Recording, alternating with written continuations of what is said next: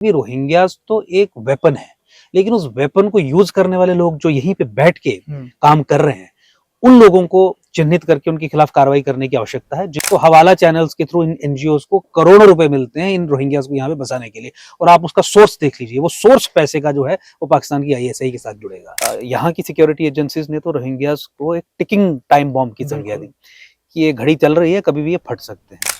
जेके fact देखने वाले सभी दर्शकों को नमस्कार, मैं हूं प्रदीप। इस समय जम्मू कश्मीर के अंदर रोहिंग्यास पर जिस तरह से कार्रवाई हो रही है तो आम जनता भी उसको कहीं ना कहीं सराहनीय कदम बता रही है।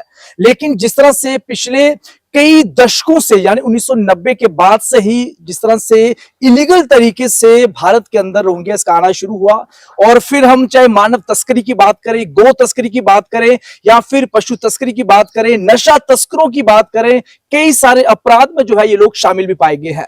और इसी सिलसिले में हमारे साथ बातचीत करने के लिए वरिष्ठ एडवोकेट अंकुर शर्मा जी हैं। आज इनसे बातचीत करेंगे इस पूरे विषय को लेकर, क्योंकि इस समय समाज के अंदर इस विषय को लेकर चर्चा चल रही है। सर, सबसे पहले जानना चाहूंगा कि क्या कारण रहे होंगे कि एक पूरा प्लान करके जो है भारत के अंदर रोहिंग्यास को जो है भेजा जा रहा है लगातार।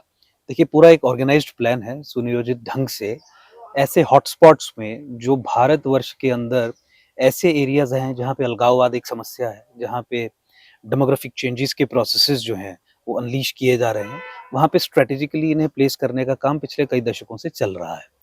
अब आप जानते हैं कि जम्मू कश्मीर जो एक बहुत सेंसिटिव स्टेट है, एक टेरर इन्फेस्टेड स्टेट है, एक बॉर्डर स्टेट है, एक ऐसी स्टेट है which is surrounded by two ideological states, एक इस्लामिक स्टेट ऑफ पाकिस्तान और दूसरी कम्युनिस्ट स्टेट ऑफ चाइना। यहाँ पे इन्हें, और खासकर जम्मू कश्मीर में भी केवल और केवल जम्मू प्रोविंस जो हिंदू मेजॉरिटी ज्योग्राफी है, वहां पे इन्हें स्ट्रेटेजिकली प्लेस करना एक बहुत बड़े षड्यंत्र की तरफ पहले भी इशारा करता था, लेकिन इनके बहुत सारे षड्यंत्र पिछले कुछ समय में खुल के भी सामने आ गए कि जहां हमने देखा कि रेडिकलाइजेशन और इंडोक्ट्रिनेशन की मशीनरी में ये कैनन फॉडर का काम करते हैं, जो इस्लामिक जिहाद, जो जम्मू कश्मीर में अलगाववाद की मूवमेंट को चलाने का काम कर रहा है, उनके लिए कैनन फॉडर की तरह काम करते हैं। आपने आतंकी घटनाओं में इनकी पार्टिसिपेशन देखी, आपने पेटी क्राइम्स, चोरी चकारी से लेके, आपने अपनी इंट्रोडक्टरी रिमार्क्स में भी बताया, ड्रग तस्करी हो, गौ तस्करी हो, उसमें भी ये लोग शामिल रहे।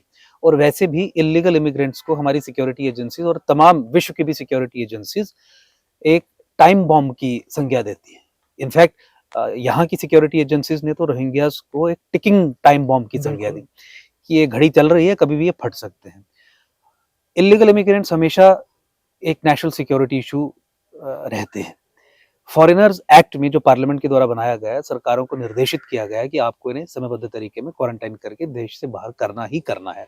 अब उस दिशा में जब सरकार की कार्रवाई होती है तो यहाँ का जो इकोसिस्टम, जो अलगाववाद की मूवमेंट को, जो जिहाद की मूवमेंट को जम्मू कश्मीर में चला रहा है, पनपा रहा है, जिसमें main stream political parties Kashmir based बिल्कुल, मैं उस पे आ रहा था, शामिल हैं। लेकिन उससे पहले अगर मैं थोड़ा जानना चाहूंगा कि जैसे अभी बिजली की बात करें, पानी के कनेक्शन काटे गए हैं और जनता अगर कह रही है कि बिल्कुल सही कार्रवाई हुई है, तो दूसरी तरफ नेशनल कॉन्फ्रेंस कई सारे राजनीतिक दल जो है, जो अलगाववादी विचारधारा वाले हैं, वो हमेशा जो है उनको सपोर्ट कर रहे हैं कि नहीं, ऐसा नहीं होना चाहिए। देखिए, कांग्रेस हो, नेशनल कॉन्फ्रेंस हो, पीडीपी, यानी Congress main stream political party देश की, और एनसी और PDP regional political parties Jammu Kashmir की, वैली बेस्ड, ये उसी इकोसिस्टम का हिस्सा हैं जिस इकोसिस्टम ने एनजीओस के माध्यम से और तरह तरह के तरीकों से इन्हें ऑर्गेनाइज तरीके से यहाँ पे सेटल होने में मदद की है।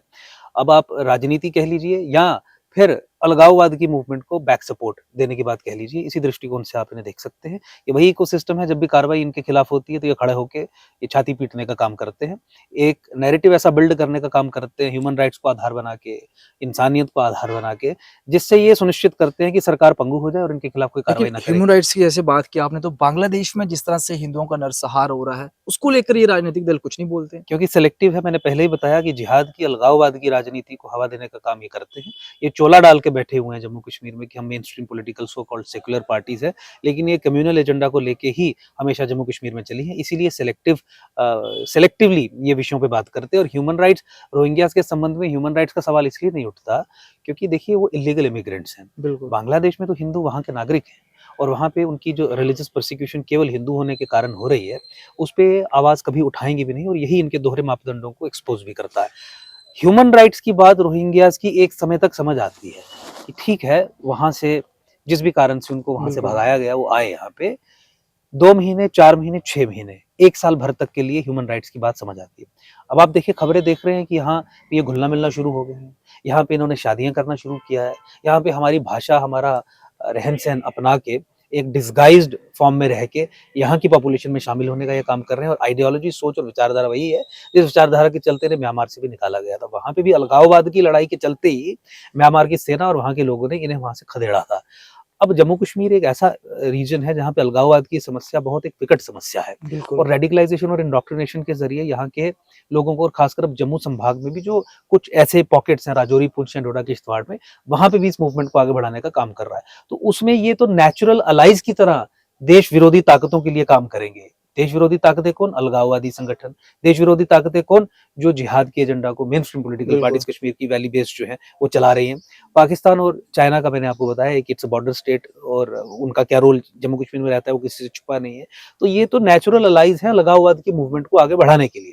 अपार्ट फ्रॉम चोरी चकारी, डकैती, हमला और उस तरीके के पेटी क्राइम से लेके आतंकी घटनाओं में भी ये लोग शामिल हैं। उनके लिए एक रिक्रूटमेंट का बहुत बड़ा एक कैचमेंट एरिया रोहिंग्या सेटलमेंट्स बन जाता है और आपने देखा छोटा बर्मी हो या और तमाम लोग हों आतंकी घटनाओं में भी शामिल रहे हैं। तो ये राष्ट्रीय सुरक्षा से जुड़ा हुआ मामला है और मुझे लगता है कि केंद्र सरकार जिस सक्रियता से अब इन्हें बाहर निकालने के लिए काम कर रही है उसी सक्रियता से इरिटेट होके जो देश के अंदर देश विरोधी ताकतें हैं वो इनके समर्थन में खड़ी हो रही हैं। कानून बिल्कुल साफ है, पार्लियामेंट के द्वारा बनाया गया कानून है। कानून कहता है कि इन्हें समयबद्ध तरीके में आपको निकालना है।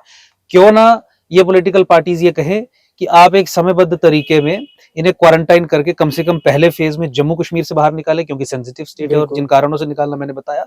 उसके बाद आप बांग्लादेश के पास जितनी भी स्टेट्स है वहां पे कैंप्स सेटअप करके जिन्हें क्वारंटाइन करने की बात है वहां पे सेटअप करके इन्हें डिपोर्ट करे, कोई एक इंटरनेशनल सोल्यूशन पे वर्कआउट करे, सब कुछ समयबद्ध तरीके में होना। तो दशकों से यहाँ पे होगा तो घुलने मिलने की बात आ गई, तो घुलने मिलने के बाद तो निकालना बहुत डिफिकल्ट हो पाएगा। शादियां हैं, बच्चे पैदा हो रहे हैं, यहाँ पे कुछ लोग शादियों के बाद बच्चे पैदा कर रहे हैं, तो वो सब सिचुएशन है। तो ये एक राष्ट्रीय सुरक्षा से जुड़ा हुआ मामला है। मुझे लगता है कि किसी भी पॉलिटिकल पार्टी को इस पे राजनीति नहीं करनी चाहिए और जो लोग राजनीति करते हैं मेरा सरकार से निवेदन ये भी रहेगा कि आप इस इकोसिस्टम को भी ध्वस्त करें।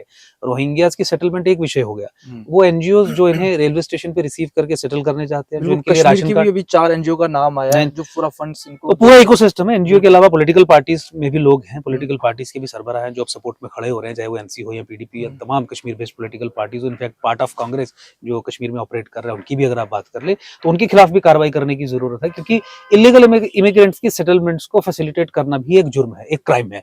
तो सरकार को कार्रवाई करनी चाहिए। और दूसरी चीज जो इंपॉर्टेंट है, देखिए हिंदुस्तान यूनाइटेड नेशंस की जो ट्रीट कन्वेंशन है ऑन रेफ्यूजी राइट्स एक्सेट्रा, जिसके चलते जिस एजेंसी ने वो रेफ्यूजी कार्ड्स इशू किए हैं, इंडिया तो सिग्नेटरी ही नहीं है।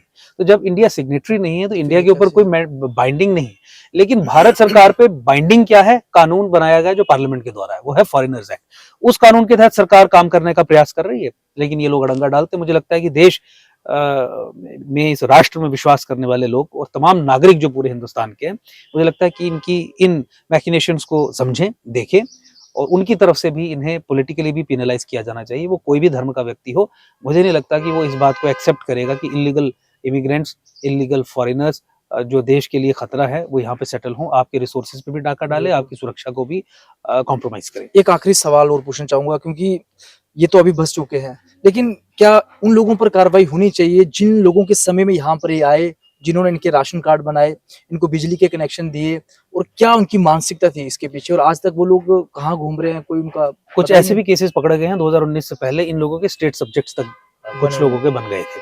तो राशन कार्ड की बात आपकी बिल्कुल सही है।